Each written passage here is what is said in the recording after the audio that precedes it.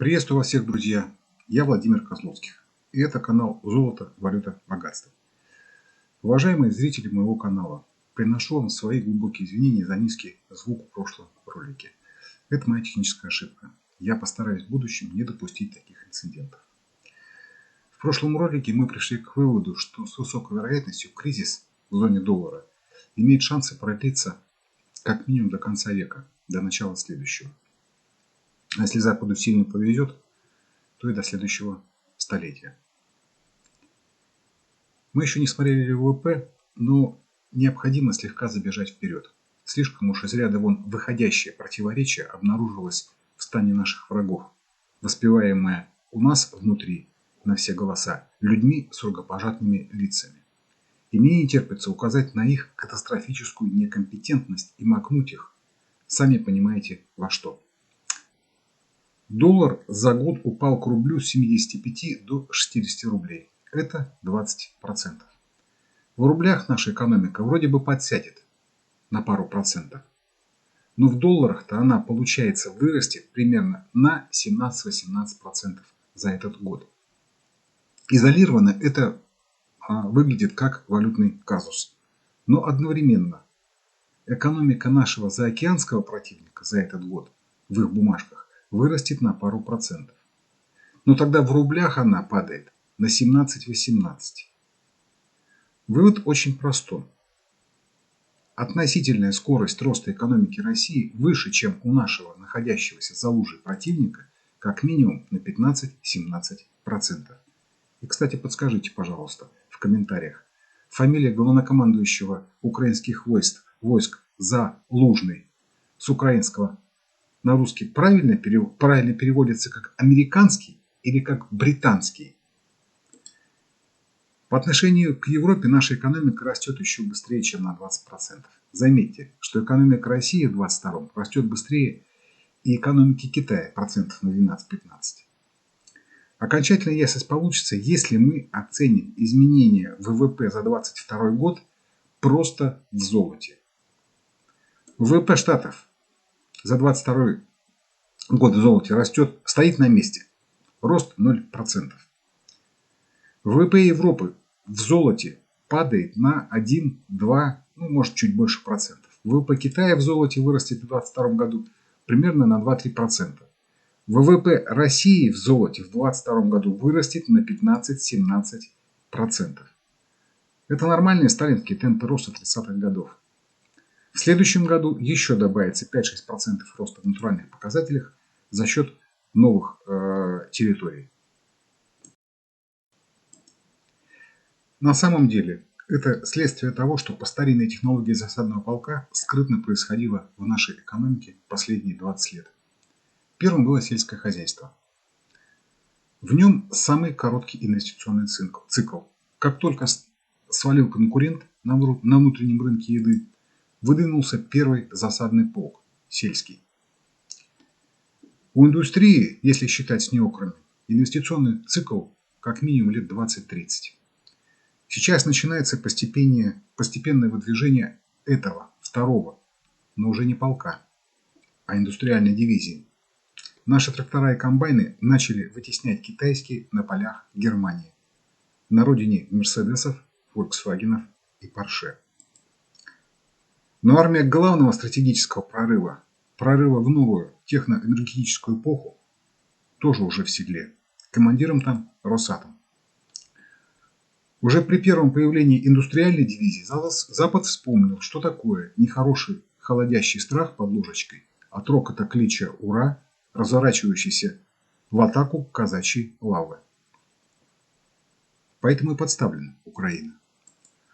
Коротко восстановлю логическую последовательность, приведшую нас к выводу о том, что в ближайшие несколько десятилетий Запад будет стагнировать.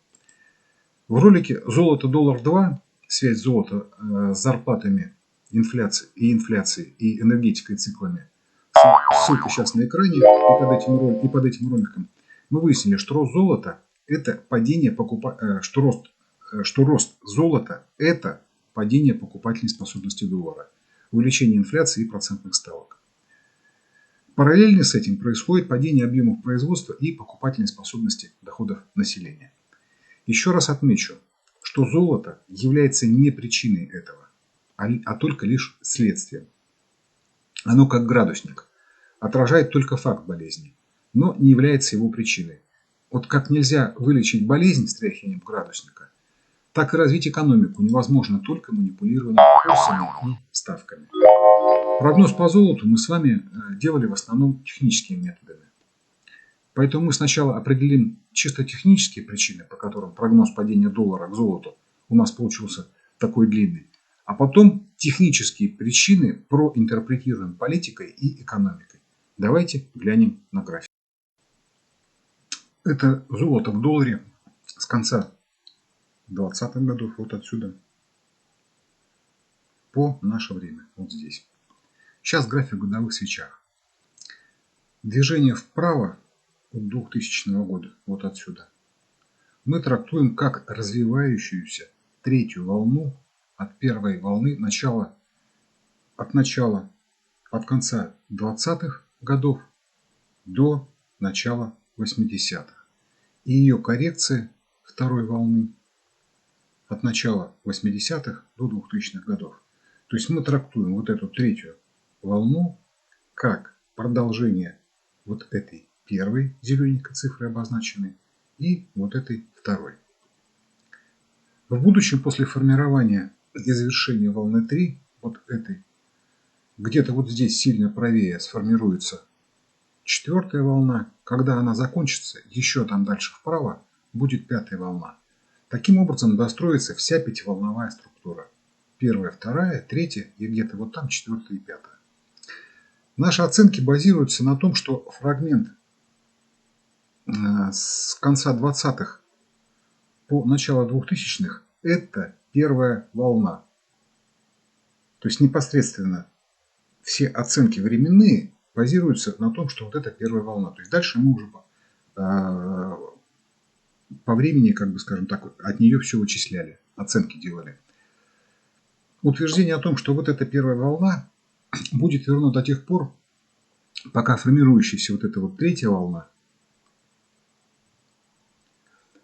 или потом четвертая не зайдут, по крайней мере, на несколько, подчеркиваю, несколькими пятилетними свечами в тела свечей, то есть вот сюда вот.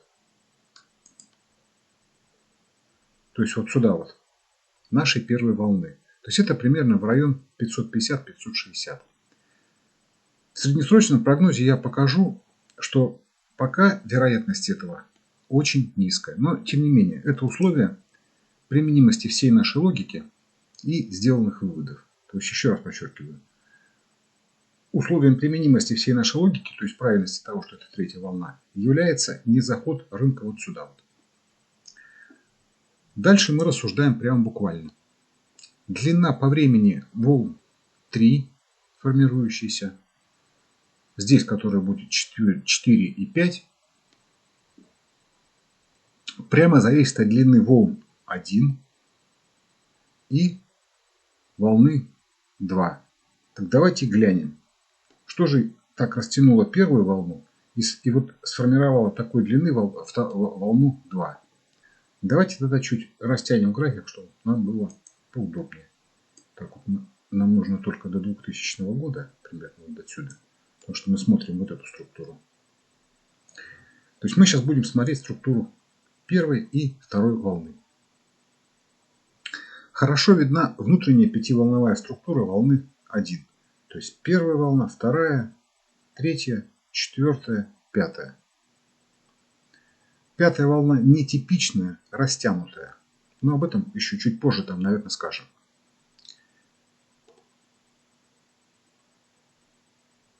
Здесь вот четко видим наше правило. Третья волна не заходит в область первой.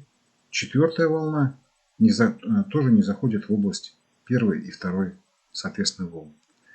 Что у нас было в этих волнах? То есть вот в этой вот первой и второй в первой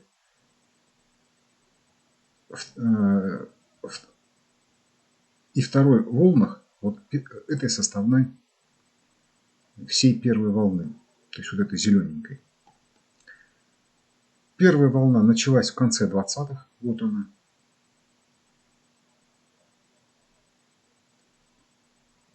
и ознаменовала начало Великой депрессии. Великая депрессия была следствием того, что потенциал от передела рынков европейских и Британской империи закончился к концу 20-х годов. О готовности заниматься техноэнергетической трансформацией или менять геополитическую структуру затрат экономик не было. Поэтому был реализован в дальнейшем алгоритм Первой мировой войны. Война с целью передела рынка сбыта и контроля ресурсов.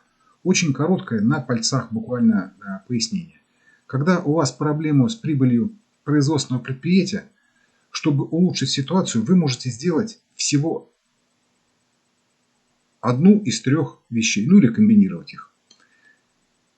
Либо увеличить рынки сбыта и снизить цены поставщиков сырья, это первое. Второе, снизить зарплаты и выдать кредиты персоналу, понятное дело. Либо заменить технологию производства. Со страной чуть-чуть сложнее, но смысл примерно тот же. Так вот, в Первую мировую, и как позже увидите, во Вторую, Запад делал первое. В 70-х, 80-х, то есть вот здесь, вот в этом месте, он начал делать второе. Но тут неожиданно свалился подарок от СССР, вот здесь, в виде его рынков и ресурсов. Сейчас же все, кроме России, стоят перед необходимостью комбинировать первое и второе решение, которое мы выше перечислили, с соответствующим ущербом друг для друга и для собственного населения. Потенциал от новых рынков сбыта и восстановления в долг разрушенных после Второй мировой экономик закончился к концу 50-х, примерно к этому времени. Поскольку рост продаж за счет дальнейшего расширения стал невозможен, поскольку мешал СССР, а думки на фундаментальные технологии не хватало, встал вопрос о снижении издержек в экономике Штатов и Запада в целом. Вся экономическая стратегия Запада 50-х-60-х годов, это вот здесь, сводилась к усилению эксплуатации внешних энергетических и сырьевых источников. К концу 60-х, вот здесь, противоречия неэквивалентного обмена с источниками сырья обострились, что выразилось в нефтяном кризисе 70-х, вот здесь, и девальвации доллара к золоту. Ну, это вот видно прям по графику хорошо. Это падение отражало чрезмерную необеспеченную эмиссию вот в эти периоды доллара, а также отражало стремление удешевить затраты на труд.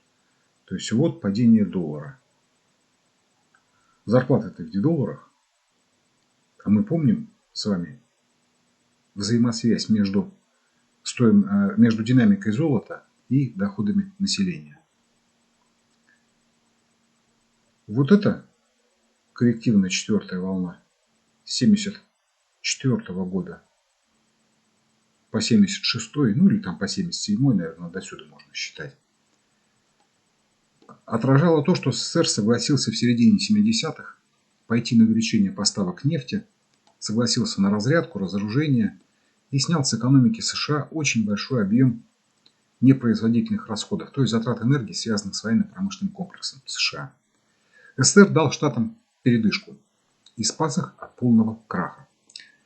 В некотором смысле период с начала 2000-х, то есть тот, который вот здесь вот начался, по сегодняшний день, продолжающийся по сегодняшний день, подобен периоду с конца 60-х, вот отсюда, по 80-е годы. Но это не буквальное сходство, это больше, наверное, некоторое подобие. Оно немного аналогично тому подобию, которое есть между работой цеха и всем предприятием. Для особенного эпатажа и понтов можно сказать, что это сходство параметрическое. То есть наметившийся в начале 2000-х новый этап падения доллара к золоту – это в определенном смысле масштабирование падения 70-х годов вот этого. Поскольку причины, вызвавшие девальвацию доллара в 70-х, остались нерешенными. В 1980-м, вот здесь, доллар перестал падать к реальным деньгам, то есть к золоту, когда обеспеченность денежной массы достигла уровня 100%. Это вот прямо вот здесь. Это 100%. Вот эта синенькая цифра как раз это обозначает. Напомню, что вот эти вот циферки 20, 40, 65 обозначают обеспеченность долларовой массы золота в соответствующие временные периоды. Стопроцентное обеспечение денежной массы золотом – это экстремальное значение, но не обязательно всегда. К стопроцентному обеспечению денежной массы золотом денежная система начинает стремиться тогда, когда возникает сильная инфляция и сильное недоверие к финансовой и политической системе вообще. Теперь мы с вами можем указать первую причину, которая удлинила первую большую волну. Вот эту. То есть мы сейчас говорим вот об этом отрезке.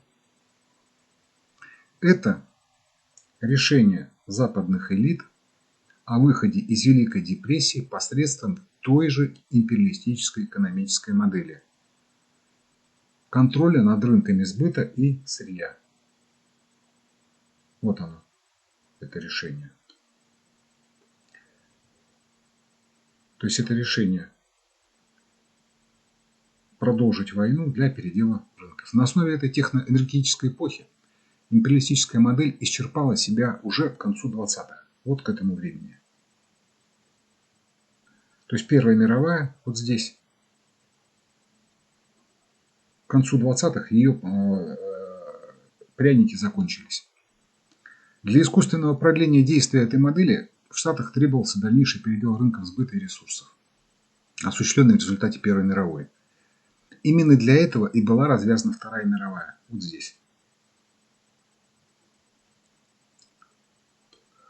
После войны в 50-х, 60-х, то есть вот в этот период,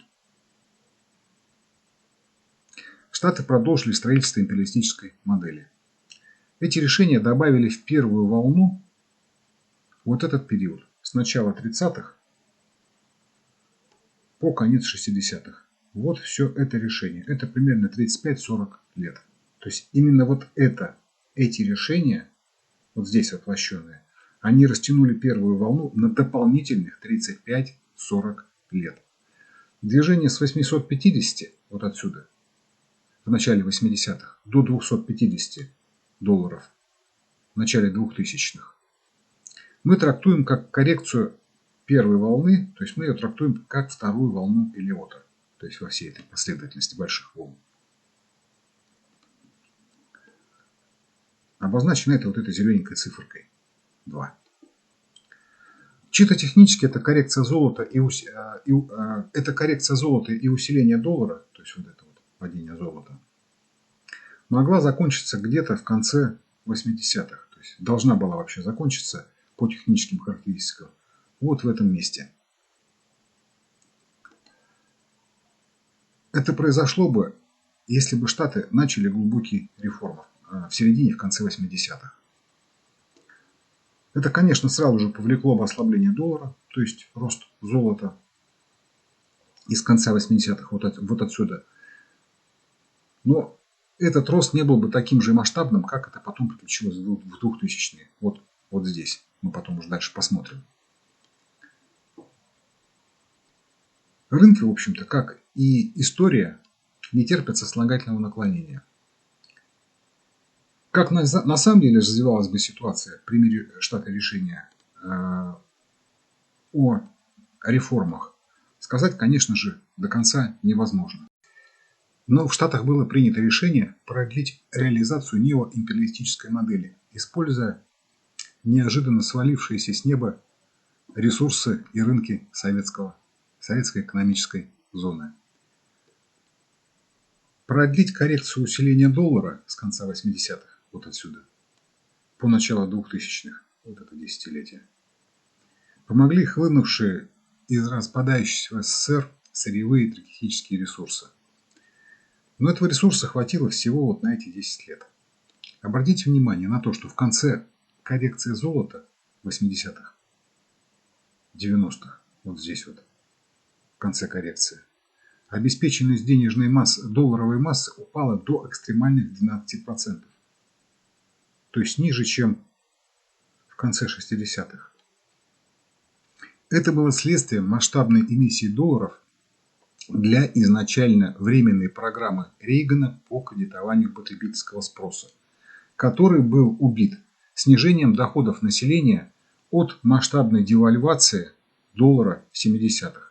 Вот это падение золота, как мы с вами выясняли, как оно связано с доходами населения, убило доходы, для чего и потребовалась программа Рейгана вот здесь, кредитование населения, потому что доходов стало резко не хватать. Это второй фактор, то есть разграбление СССР – это второй фактор, удлинивший вот эту волну коррекцию и всю конструкцию еще на 10 лет. Обратите внимание, что если бы не было вот этого куска графика с 90 по 2000, то тогда масштаб вот такой укороченный вот этой второй волны, то есть она была бы всего бы только вот такого размера. То есть с 80 по 90. Годился бы больше для того, чтобы коррективная волна 2011-2015 года, сдвигаемся и смотрим. То есть вот эта коротенькая волна, если бы она была таким вот всего размером, она бы больше подходила для того, чтобы вот эта волна могла претендовать на четвертую волну. Нюансы, конечно, есть, но, по крайней мере, натяжка была бы уже, скажем так, достаточно возможной. То есть уже не такие были бы диспропорции. Таким образом, именно решение западных элит после Великой депрессии, то есть после вот этого места, о продолжении империалистической модели, то есть оно было принято и реализовано вот в этот период, ну фактически вот весь вот этот период, оно как бы и заняло бы это решение. То есть было принято и фактически до начала 2000-х, то есть оно и реализовывалось. То есть оно и сформировало длину вот всей вот этой первой волны и ее коррекции. То есть это и стало основной причиной накопления потенциала для кризиса, который начался в начале 2000-х. Доказательством того, что именно эта империалистическая модель причина настоящего кризиса. Первый энергетический кризис, который был первым звонком для этой модели. То есть его сутью вот этого кризиса было разрешение противоречия между империалистическим ядром и сырьевой периферией. Чисто технически это решение условно можно разделить на две составляющих. Решение о Второй мировой, вот здесь, и об архитектуре послевоенного устройства. Это первая составляющая. Она продолжалась примерно 35-40 лет. То есть война и послевоенная архитектура.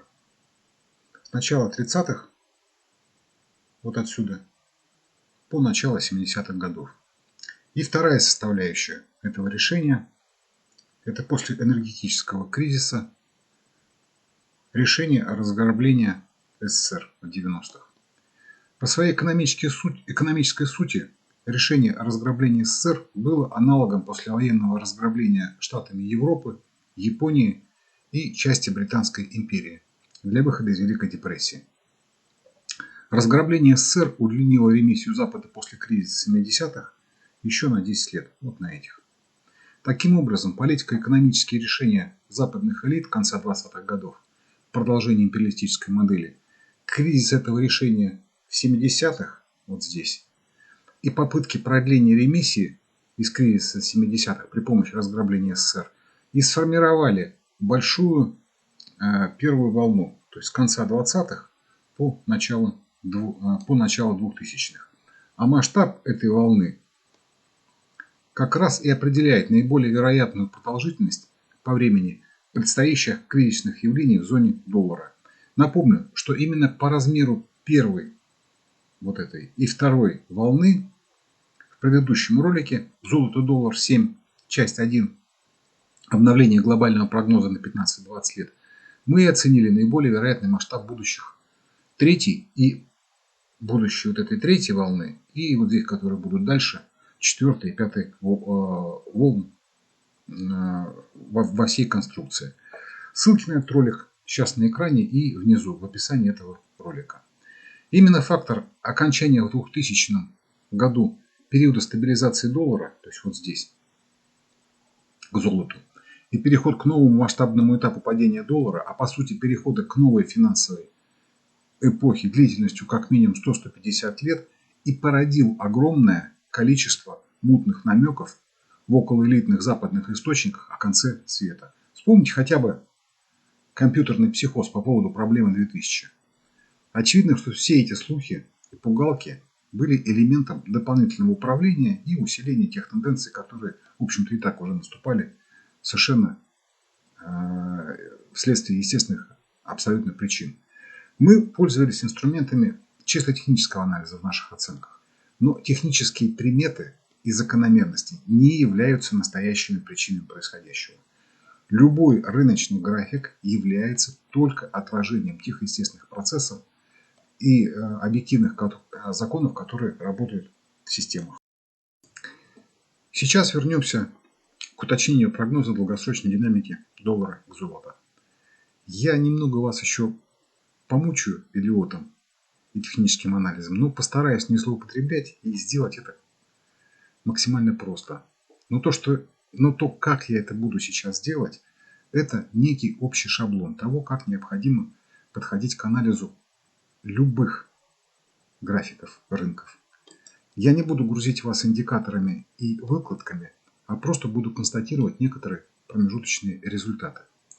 Даже если вы начнете пользоваться разными индикаторами или системами, общий подход к анализу, то есть общая схема, должна быть примерно такой, как я сейчас это буду делать. Необходимо идти от большого масштаба, определять из него крупные тенденции, потом смотреть на них в меньшем масштабе и определять их внутреннюю структуру. Эта своя структура, в свою очередь, будет распадаться на еще более мелкие тенденции, но их характер будет определяться тем, в рамках какой структуры большего масштаба реализуются внутренние составляющие. Для тех, кто баловался философией, этот подход – реализация принципа от общего к частному. Я досужие мутные рассуждения прекращаю и перехожу непосредственно к практике. То есть мы начнем с 5-летнего масштаба еще раз. Здесь опять в силу особенностей программы нет последних 2 лет, но они сейчас нам не важны. Ранее мы получили оценку того, что наиболее вероятно, что фрагмент с 2000 по настоящее время большая третья волна. Вот от первой и второй волн. По нашей оценке наиболее вероятно, что как минимум она должна развиваться до 50-х, 60-х годов. Вот куда-то вот туда. Вот сюда, вот примерно вот в это вот место по времени. Где-то здесь. Не говоря уже обо всей предстоящей пятиволновке. То есть это вот когда еще 4-я и 5-я волны достроятся, они-то уж, похоже, вообще на следующее столетие уходят. Наше предположение о 3-й волне, вот об этой, справедливо до тех пор, пока наша предполагаемая 3-я большая волна сильно не зашла в область 1-й. Вот сюда вот. Но обратите внимание, закрыться в области тел свечей 1-й волны, вот здесь, или коснуться их 2-3 раза, должна свеча или несколько свечей именно 5-летнего масштаба. То есть, чтобы нарушилось условие существования вот этой 3-й волны, большой 3-й волны с 2000 года, необходимо, чтобы золото потусовалось вот в этой области 500-600, вот здесь, как минимум несколько лет. То есть пиковое падение на пару часов, когда остановлены торги, не прокатит. Удавить золото в область 500-600 долларов – очень нетривиальное занятие. Для этого нужно и ставки по доллару загнать неизвестно куда, и удерживать их там несколько лет. Это полностью убьет экономики западных, там, Штатов и Европы. Да и золото придется продать немерено в 60-х. Это для Штатов кончилось потерей около половины золотых запасов. Но возможно еще один способ. Административно-командный, как в Штатах было в 30-х годах прошлого века. Тогда всем резидентам США просто запретили владеть золотом. И приказали сдать по фиксированной, заниженной в 2 раза цене. Вот здесь была сначала специальная цена в 30-м году 16,5 долларов. Видно должно быть, наверное, немножко. А в 1933 году, после того, как золото было скуплено, она стала $35, но уже без свободного обращения. Только как обеспечение. То есть золото-слитковый стандарт существовал. Только для банков. Но если это произойдет, то вместе с воровством активов ЦБ это, по всей видимости, будет смертельным и, наверное, последним ударом по долларовой системе. Наша предполагаемая третья волна уже сейчас выше по ценам, чем должна быть стандартная по Лиоту. Иногда она около 100% от первой волны. Ну, чаще 160 и более. В 2011, вот здесь, она даже слегка превысила этот уровень. Качнулась вниз до 2015, вот сюда вот. Оттолкнулась и в 2020 показала новый максимум. Вот здесь. Сидение мира в начале 2020 на карантине по домам по известной медицинской причине и было как раз сделано для того, чтобы затормозить спрос на сырье. То есть, чтобы притормозить инфляцию и одновременно ударить по другим валютам, чтобы поднять спрос на доллар и остановить его падение к золоту. Несмотря на то, что предполагаемая большая третья волна уже показывала максимальные вероятные значения, то есть вот здесь, мы, скорее всего, сталкиваемся с ситуацией, что она может быть растянутой. То есть быть больше, чем 1,6 раз больше высоты первой волны. Такое не часто, но бывает. Это редко бывает в товарах, если их цену отражать в той единице, в которой она отражалась, когда и были открыты эти самые волны Элиота, то есть в золоте. В акциях даже, если их отражать в золоте, эти отклонения бывают чаще. А вот в валютах к золоту такая ситуация бывает гораздо чаще. И это уже было в золоте, вот здесь вот, в 70-х. Сейчас вернемся к нашему графику, но перейдем в годы. Вот посмотрите. Так, вот немножко сдвинем. Это первая внутренняя волна с начала 20-х по начало 30-х. Вот. Ой, вернет. Первая волна по началу 30-х. То есть начало 20-х по начало 30-х годов. Максимум 35. Вот он. Вот растянутая третья по середину 70-х годов. Ее максимум 195. То есть выше первой внутренней волны не в 1,6 раза, а почти в 6 раз. Это пример растянутой третьей волны в 70-х годах. Ну а далее за третьей волной идет пятая растянутая внутренняя волна. Почему так происходит? То есть откуда все это берется, эти чудеса? Если вы будете смотреть на то, как меняется стоимость квадратного метра драпа или квадратного метра жилья в булках хлеба или баррелях нефти на период 2 десятилетий, то вы обнаружите, что эти соотношения меняются на десятки процентов, ну максимум в разы, а не в десятки раз, как это произошло с золотом в долларе или с нефтью в долларах в 70-х годах. Вот здесь вот. Причина этого в том, что пропорции между товарами условно определяются законом сохранения энергии и силой тяжести. Я так в кавычках об этом говорю.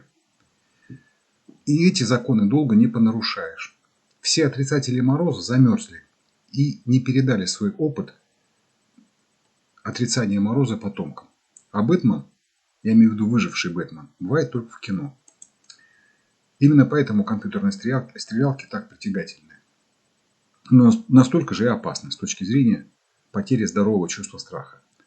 В валютах, по сравнению с товарами друг к другу, ситуация иная.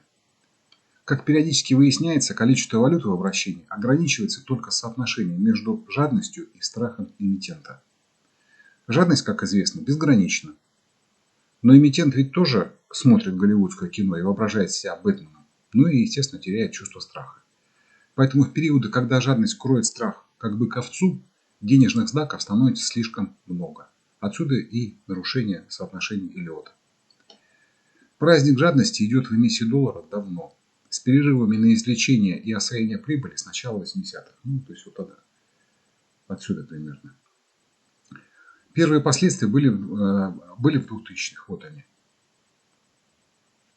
В десятых и 20-х начались новые раунды. Ну вот они. Это вторая половина десятых. И пока, несмотря на то, что с 2015 года, вот отсюда, по 2020 была почти двухкратная девальвация доллара к золоту, вот, с 1000 до 2. Обеспеченность долларовой массы золота почти не изменилась. Вот эти синенькие циферки с процентами 20, 23, опять 20. Именно это и показывает. Это говорит о том, что параллельно с девальвацией во второй половине десятых, вот здесь, активно шла необеспеченная эмиссия доллара. Похожая ситуация сильно растянутой третьей волны была в рубле к доллару в 90-х. Вот примерно в это время. Мы ее смотрели в ролике «Доллар-рубль 1, часть 4» с 1990 по 1922 год. История и анализ 20-х годов. Так этот ролик назывался. Ссылка на него на экране и под этим роликом, его описание. Золото к доллару в то время, то есть вот в 90-х, вот оно почти на месте стояло. Ну, так, условно, конечно. Почти не падало. Поэтому движение рубля к доллару в то время можно считать движением рубля к золоту. Ну, позже мы будем отдельно смотреть историю золота к рублю. Там есть свои нюансы очень интересные. Недавно появились. Именно в последний год. Указание на низкую обеспеченность доллара золотом – это не рекомендация завтра немедленно купить золото. И не доказательство того, что золото послезавтра улетит прямо в космос. Вот прямо послезавтра. Для нас это только дополнительный аргумент того, что большая третья волна, похоже, с высокой вероятностью будет растянутой. Речь вот о ней идет. Как конкретно это будет происходить и каковы критерии этих сценариев, теперь в основном будет определяться уже сформированной структурой, внутренней структурой самой вот этой третьей волны. Поэтому теперь нам нужен график в основном с начала с 2000-х, ну где-то вот с этого времени. То есть уже вот сюда больше нам смотреть не надо. Сейчас мы его растянем. В предыдущем ролике мы уже выяснили, что коррекция с 2011 по 2015 год, вот это, с высокой вероятностью не является волной 4 всей вот этой большой конструкции.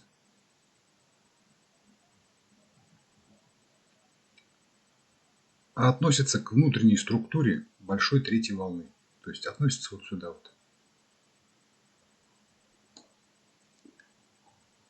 Коррекция с 2011 по 2015 год либо волна 2, либо волна 4 в конструкции с 2000 года. То есть вот в этой. То есть мы говорим, что предполагаем, то есть пока еще не решили, чем является вот эта волна, у нас два предположения. Либо это волна 2, вот в этой конструкции, либо это волна 4. Это очень важно. Если коррекция с 11 по 15 год вторая внутренняя волна во внутренней структуре большой третьей волны, то есть вот этой вот, то в ближайшие 10-15 лет нас ждут большие чудеса в плане девальвации доллара к золоту. Если же это четвертая волна во внутренней структуре большой третьей волны, то движение с 15 по 20 год, то есть вот это, скорее всего, пятая волна в большой третьей волне, вот в этой. И тогда практически вся конструкция большой третьей волны уже завершена и отстроена. И должна бы тогда уже начинаться где-то вот здесь четвертая волна всей вот этой конструкции пятиволновой, начиная с 20-х годов. Но это противоречит нашему полученному в предыдущем ролике выводу о том, что наиболее вероятно, что большая третья волна с 2000 года, то есть вот это, в прошлом ролике мы установили, должна продолжаться как минимум до 50-х годов. В пользу того, что движение с 11 по 15 год, скорее всего, в пользу того, что скорее всего это вторая, а не четвертая волна в движении, начавшемся с 2000 года, вот отсюда, говорит и то, что мы в этом отрезке с 2000 по 2011 год не видим претендента на внутреннюю первую, то есть не видим претендентов на внутреннюю первую и вторую волны. Но чтобы с большей уверенности разрешить это противоречие, нам нужно еще бы посмотреть на внутреннюю структуру движения с 2000 по 2011 год в меньшем масштабе, ну, наверное, примерно в кварталах. Обратите внимание, что мы переходим уже к кварталам, а нить рассуждения продолжается непрерывно из пятилетнего масштаба. В этой же логике мы будем идти, когда будем смотреть среднесрочный прогноз. А сейчас пока переходим к кварталам. Это тот же график, но в кварталах. Ну, примерно с того же там 70-х годов. Нам такая длина не нужна. Мы его чуть-чуть подсожмем. Теперь он у нас с конца 90-х. Видим, что в нашем отрезке, который нас интересует, то есть с начала 2000-х по 2011 год, претендент на первую волну есть. Но претендент на вторую волну такой маленький, такой мелкий, что вот этот отрезок по своему масштабу слишком велик для того, чтобы быть четвертой волной от этой второй волны. Поэтому с более высокой вероятностью движение с 11 по 15 год это вторая волна вот этой первой внутренней волны большой третьей волны. То есть, ну вот всей вот этой. Однако есть еще один момент. Есть требования. Чтобы третья и четвертая волны, а это вот, если у нас вот это первая, а вот это вот вторая, то, соответственно, вот это вот третья, а это как бы, может быть, могла начаться четвертая. Так вот, они не должны заходить в область первой волны. Вот он, максимум. А мы имеем, что после 2020 года они как бы зашли в область первой волны. То есть есть некоторое несоответствие. Но мы вспоминаем, что если у нас есть претендент на первую и вторую волны, то для того, чтобы сделать дальнейшие правильные выводы, то есть выводы, чтобы правильно посмотреть пропорции, нам нужно перейти в такой масштаб, чтобы в первой волне было 5-7 свечей, ну а во второй желательно 2, 3, 4. Первая волна началась с 2000-го, в 2011 кончилась примерно 10 свечей, 10-11. То есть нам для того, чтобы было 5-7, нужно перейти в двухлетний масштаб. Переходим. Мы перешли в двухлетний график. Смотрим и видим, что тело ни одной двухлетней свечи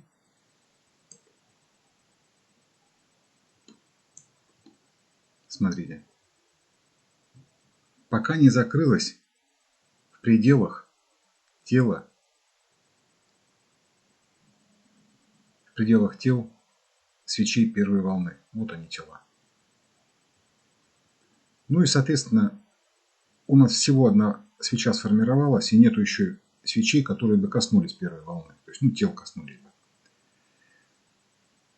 И мы видим, что даже если золото попляшет в этой зоне еще одну, даже одну-две свечи, то есть 2-4 года, не опускаясь ниже уровней 1250, 1350, 1250, 1350, то это в определенной степени, ну, с натяжкой, конечно, но тем не менее, условно это не нарушит нашей конструкции и наших оценок. Поэтому мы приходим к выводу, что наиболее вероятно, я уже достал вас, наверное, словами вероятности, но это так надо, как бы скажем так, то есть это все воспринимать, что в золоте к доллару с 2000 года началась третья волна. И в ней только-только завершилось формирование первой внутренней и второй внутренней волн.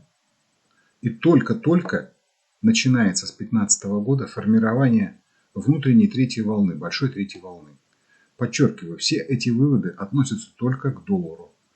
Впрямую транслировать на другие валюты, ну, очень примерно как бы можно, то есть как они себя будут вести, но не надо. То есть только очень примерно как бы, то есть только общую погоду понимать. У некоторых валют и, соответственно, в терминах Михаила Хазина, у их валютных зон перспективы несколько иные.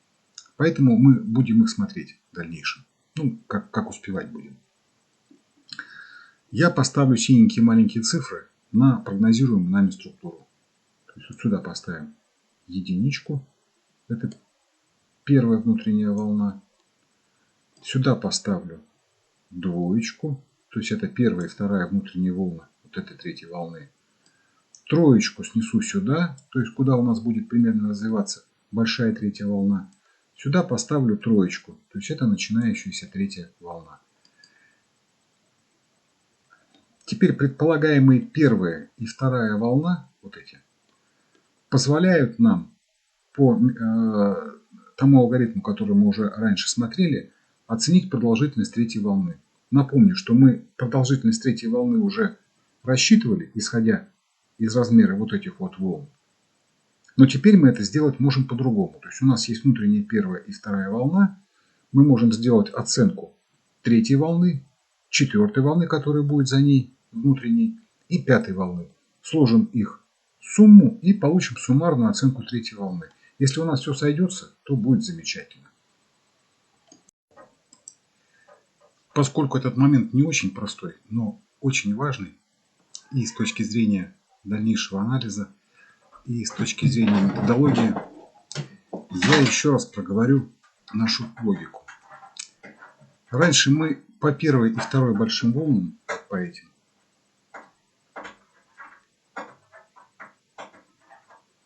оценили возможную длительность будущих большой третьей, четвертой и пятой волн, которые вот сюда вот уходят. И теперь с высокой вероятностью находимся в третьей большой волне. Вот здесь. В силу свойств третьей волны, большая третья волна, вот эта вот, с очень высокой вероятностью будет иметь импульсную пятиволновую структуру. Мы получили оценку ее внутренних первой и второй волн. Вот эту и вот эту. Теперь мы можем сделать по ним оценки длительности внутренних элементов большой третьей волны. То есть будущих внутренних третьей, четвертой и пятой волн в структуре большой волны. Потом сложим эти оценки и получим альтернативную оценку наиболее вероятной минимальной длительности, формирующейся вот этой большой третьей волны. Потом мы сравним этот результат с оценкой, полученной ранее большой волны. Прошу извинить за большое количество деепричастий. С первого раза, наверное, эта тирада воспринимается немножко сложновато. Просто тормозните ролик и гляньте этот фрагмент еще раз, если слегка запутались. А мы дальше вернемся на нашем ролике в годы. Это график в годовых свечах. Считаем. Первая внутренняя волна во всей большой волне 11 лет, с 2000 по 11. Значит, формирующаяся внутренняя третья волна будет наиболее вероятно не менее 15-17 лет. Для нашей оценки возьмем 15 лет. Вторая внутренняя волна, вот это, 5 лет. Значит, четвертая внутренняя будет, похоже, не менее 7-8 лет. И пятая должна быть примерно порядка первой. То есть, в пределах 10 лет. Складываем длины всех 5 волн. Первая и вторая у нас уже сформированы, а третью, четвертую и пятую мы оценили. И получаем примерную оценку для длительности большой третьей волны. Вот для всего для этой. Альтернативным способом. 47-49 лет. То есть с 2000 года, вот отсюда, с места ее начала, получаем 2000 плюс 47-49, уходим под 50 год. Очень похоже на нижнюю границу того, что мы получали другим путем в предыдущем ролике. Но не нужно забывать, что эта оценка – это наиболее вероятный сценарий. И есть условия на его выполнение. Мы говорили о них выше. А примерное совпадение результатов просто увеличивает вероятность нашей правоты, но не делает ее абсолютной. Дополнительное подтверждение нашей с вами оценки сценариев доллара к золоту придают вот эти вот синенькие циферки обеспеченности доллара золотом.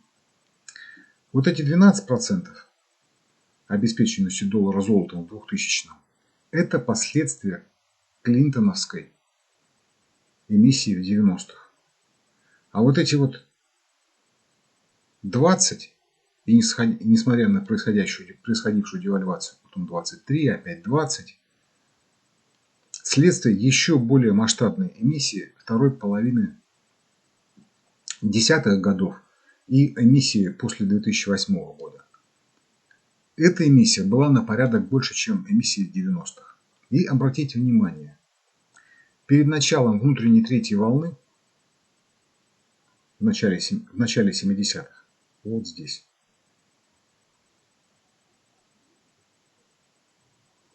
видите,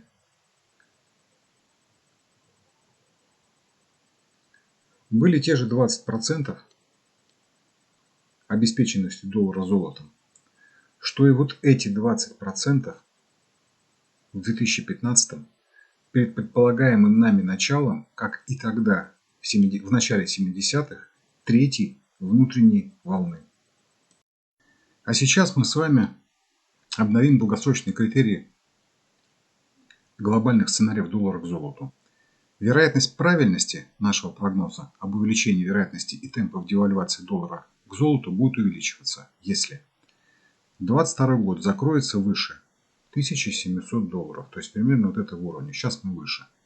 И еще увеличится, если год закроется выше 1830, примерно там 1835. То есть примерно выше вот этого уровня. Мы от него достаточно близко.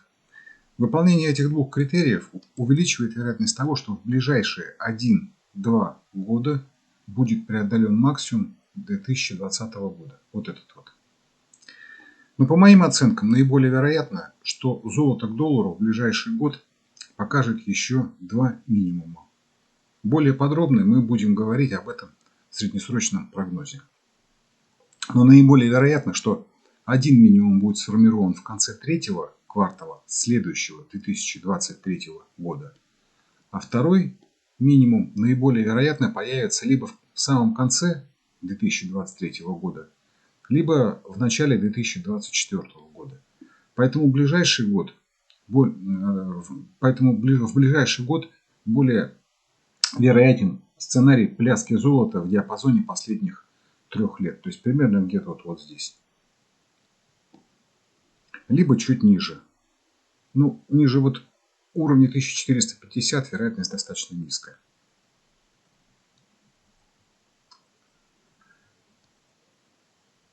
В макроэкономическом и геополитическом плане этот сценарий пляски золота в диапазоне предыдущих 3 лет до начала 2024 года будет соответствовать тому, что Россия будет находиться в условной оборонительной позиции. А внешнее давление будет при этом нарастать. Апогей напряжения, по всей видимости, будет достигнут к концу 2023 года, то есть примерно через год. При этом нефть, по крайней мере, первую половину следующего года в основном будет находиться в диапазоне последних 2 лет, то есть на достигнутых уровнях. Чуть выше, чуть ниже. Американский фондовый рынок покажет, похоже, новые максимумы, а российский рынок по индексу РТС в основном будет постепенно снижаться. По сценариям поведения похоже на 2015 и частично на 2016 год. Эти сценарии соответствуют тому, что ФРС наиболее вероятно возьмет в первой половине следующего года тайм-аут по повышению ставок. Но если же максимум 2020 года в 2090 будет пробит, то с очень высокой вероятностью доллар быстро перейдет в зону 2200 2220. То есть примерно вот сюда. То есть почти сразу должен перейти. Вот так сейчас опустим. И в этом случае резко вырастет вероятность ухода золота в зону 2600-2700. Примерно вот сюда куда-то. Это в случае, если произойдет максимум. Неважно, когда. В следующем году, там, в начале. В случае, если оно происходит, то доллар уходит вверх.